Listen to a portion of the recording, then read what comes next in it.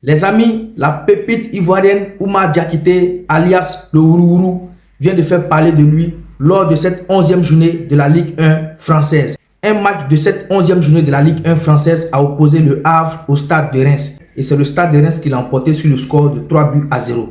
Avec un but de l'attaquant ivoirien Oumar Diakité. C'est lui qui a ouvert le score de ce match à la 15e minute. Cette semaine a été fructueuse pour nos attaquants, disons même pour la plupart de nos joueurs qui évoluent dans les grands championnats. Et vous savez, à partir de demain, lundi 11 novembre 2024, le regroupement des éléphants de Côte d'Ivoire débute. Et voir nos joueurs aller au regroupement avec des buts inscrits en championnat, ils vont tout en confiance chez les éléphants.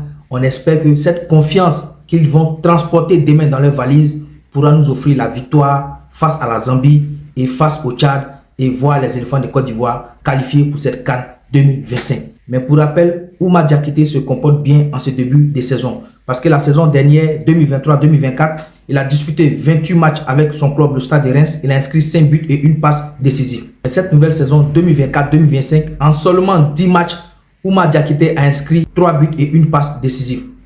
Vous voyez carrément dans les statistiques, l'année dernière, il a joué 28 matchs pour 5 buts inscrits et une passe décisive. Et cette année, en seulement 10 matchs, il inscrit 3 buts et une passe décisive. Si on part jusqu'au terme de la saison, il va inscrire plus de 5 buts. Ça, c'est une certitude. Ce qui veut dire que le joueur progresse dans son club au Stade de Reims. Même si Oumar Diakité ne joue pas la Ligue des Champions, mais il est dans la même dynamique comme les autres pépites.